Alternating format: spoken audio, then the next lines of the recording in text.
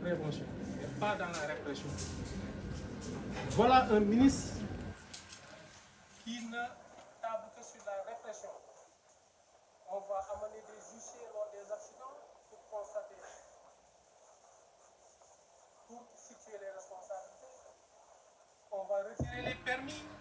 on va emprisonner des gens. Non, le Sénégal n'a pas besoin de ça. Monsieur le ministre, nous vous appelons à la concertation et à la négociation, au dialogue. C'est ça le Sénégal. Nous allons vous proposer des mesures, des réformes courageuses qui, avec la concertation avec les acteurs des transports, nous pensons que ça va contribuer à diminuer au moins de moitié des accidents. Après une enquête approfondie, nous avons constaté que 80% des accidents de la route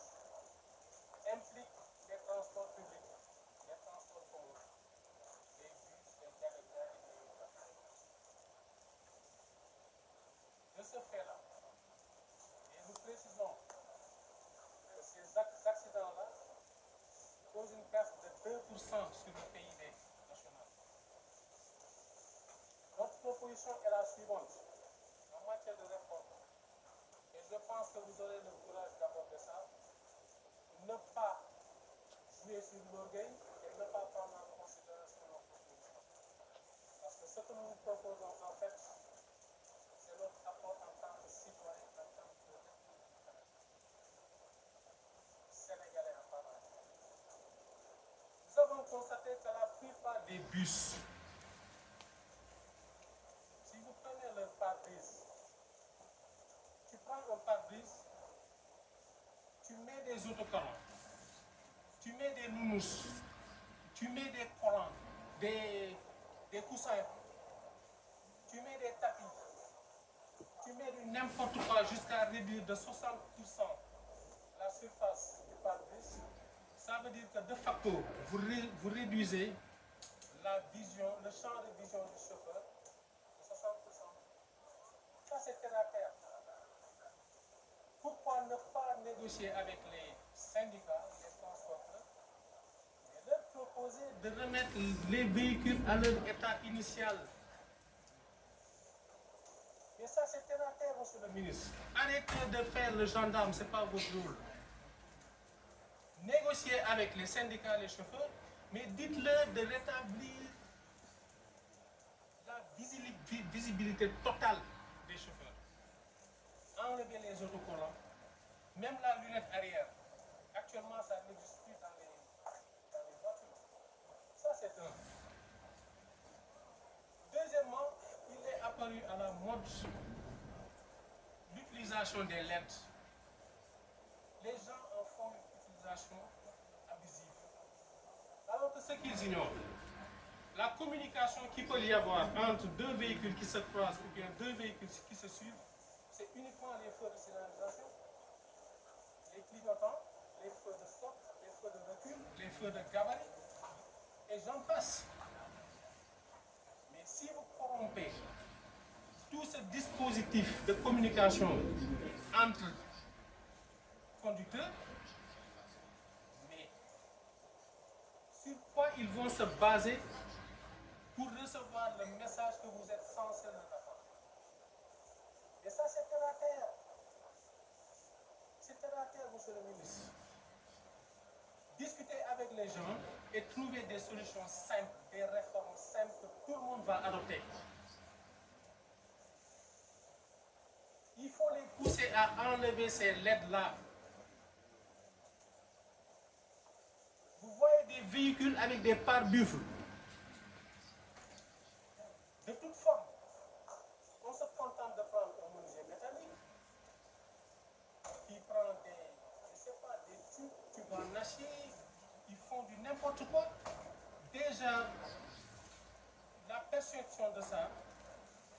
vous dit clairement que qui se prépare à un choc. Mais l'essentiel pour lui, c'est que son véhicule ne subisse pas de dommages.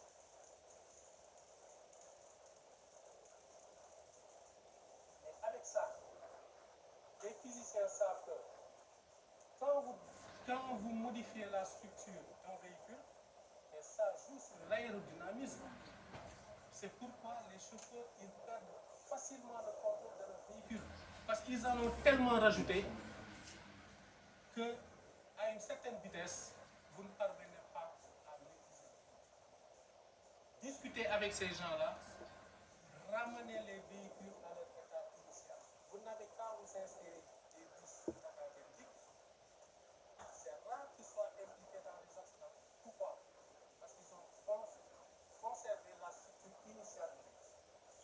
Voilà en quelques mots, monsieur le ministre, qui refusait de démissionner à cause de votre incompétence. Quelques propositions que nous vous offrons gratuitement et gracieusement au nom de la nation et au nom de la République. Je vous remercie. Ñun mouvement républicain bi fi toog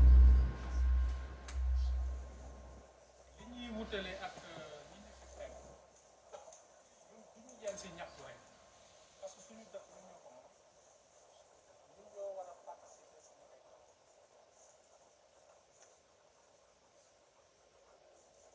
moo tax dañuy joxe suñu xalaat di ko yéewale ne ministre El Malick Ndiaye bi nga xam ne actuellement mooy def l'actualité parce que accident yi ñu jeexal nañu chaque jour bés bu yàlla sax accident yi provoqué ay nit ñu dee ay gaañu nit ñoo xam ne dootuñu baax moom nag ndëgam amul ngoru démissionné comme ni mu ko santé woon ministre bi mu wut Mansour Faye ñun nag dañ koy jox solution boo xam ne bu koy wane Sénégal lépp dañuy waxtaane parce que moom seetlu nañ ne au lieu que mu jiital waxtaan li mu jiital mooy jéem a noot Sénégalais jaay leen doole parce que waxam yëpp si fëtër la ko jëme dinañu nangu kenn ñu tëj bu accident amatee dañu jël huissier dañuy constater pour évaluer responsabilité non alors que circulation boo koy gérer da ngay liggéey si liggéey wutu bañ nañ ko ba policier buy monter si mbedd sax dañ koy ne da nga war a feeñ fang pour que nga fexe ba kii di dawal oto bi bu la séenee bu naroon def faute da koy bàyyi loolu mooy prévention circulation boo koy régler tu agis dans la prévention da ngay àpp bu demee ba États-Unis ñuy defar ay maquette en carton boole comme benn motard bu taxaw ne leen boo ko séenee en 100 mètres da ngay foog ne motard bu taxaw la boo doon daw 150 nga wàññi sa vitesse pour éviter accident léegi nag pour xamal la sa cuune parce que mbir mi tamit dafa mu tudd dañ lay baaxee benn proposition rek te yaakaar nañ ne doo rëy di nga xool si li ñu boole ñun Sénégal ba nga xam ne di ko appliqué parce que ñun day dañu metti li si jëkk mooy dañu seetlu ne pare-brise oto yi dañ ko tafa ba chauffeur bi di dawal pour mu xool sax day nekk di yër di niitaal parce que nga jël benn pare-brise genn wàll pare-brise yëpp ak ñu ko topp nga taf ko ay photo sëriñ ay bind ay njegenaay ay nunus ay luy lang ay affaire ay keseng yow ba nga xam ne si benn fenêtre bu ndaw si ngay xool parce que lu ñu la war a xamal mooy dafa am lu ñuy wax temps de réaction du chauffeur maanaam bu jëyee naree am temps de réaction boobu ñu ko xayma si fraction de seconde benn seconde def xaaj ko xaajal moo tax chauffeur dafa war a gis bu baax rawatina guddi te loolu yomb na amul benn chauffeur Sénégal booy taxaw wax ko lii mu ne la du ma ko def wool syndicat yi wool chauffeur yi ngeen toog ngeen xamal leen ne dañuy tekki taf yi parce que amul benn njëriñ te moo leen di lor pare-brise bi leen féetee gannaaw mais defuñu ko pour décorer oto bi parce que dafa am seetu si biir oto bi moo lay wan lii la topp lii topp si yow rëkk boo jëlee lunette arrière boobu nga taf ko complètement loolu mooy xamoo ki la topp waxtaan ak ñoom beneen bi si topp mooy jamono yi dañu xewal ay lamp oto day jàkkaarloog yow sax da ngay ne mais li ma jóg si nii xam la camion la wala bus la wala charrette kenn mënul comprendre parce que taf nañu oto yi ay lamp ba kenn dootul seetlu clignotant kenn dootul seetlu stop kenn dootul seetlu feu de détresse dara te li ñu war a xam mooy lamp yi nga xam ne moo wàccaaleeg oto bi defuñu ko pour rafetal loolu rek la kii dawal di mën a wax ak ki topp wala ki topp si moom ak si ñu dajal maanaam booy jàdd sa ndeyjoor nga fël signalu ndeyjoor ki topp sa gannaaw xam ne da ngay jàdd ki ngay croiser mu xam ne da ngay jàdd boo bësee sa tànk si frein stop yi tàkk ki topp si yow xam ne da nga nar a taxaw mu sóoraale la mais bu ñu tafee oto ba mënatoo ràññee lii tax nga jàdd mënatoo ràññee lii tax nga taxaw mënatoo ràññee lii tax nga kii mais finalement communication waxtaan bii nag bii war a am entre chauffeur yi du am ku ci nekk daal da ngay yaakaar kii yaakaar naa day jàdd kii yaakaar naa day taxaw kii yaakaar naa day mais waxtaanoon ak gars yi ñun gëm nañ ne boo toogee ak syndicat yi boo toogee ak représentant chauffeur yi nee leen lampe yooyu nañ ko supprimer parce que déjà ñun dañuy jaaxle topp nan lay fexe ba am visite technique parce que oto loo si yokk loo xam ne wàccu la moom visite technique bi dañ koy rejeté mais comment il faut si yooyu nga war a dox nga waxtaan affaire bi du affaire u dóoree sama collègue bi sànq wax na ko ñun dañuy yar si wax bu neex raay xet bu neex mënu leen ñu imposer ay yar ak ay lacrymogène xamuñu ko bëgguñu ko beneen bi si topp da ngeen di jël oto monter si ay barrage yi ba mu fees ba dafay modifier sax forme oto bi loolu accident yu bëri moo koy provoqué parce que dafa am lu ñuy wax aérodynamisme te bu dee da nga soppi ni oto bi wàccaale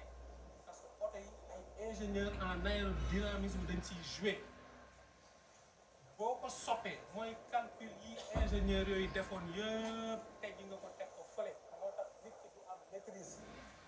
te képp kuy dawal ñi di dawal fii yëpp xam nañ ne au delà de 100 kilomètres à l'heure maîtrise dëgg lay laaj yooyu lañ lay ñaan nga waxtaan si responsable yi nekk si tali bi yaakaar nag di nga am grandeur di nga am mat goo xam ni doo jàppee ne dañ lay jàngal mais xel la buñ lay dolli pour war la ne solution bi sorewul mu ngi sa kanam bët nga tiim mais da nga ko fi wàcc di dem di seeti noonu nootee nii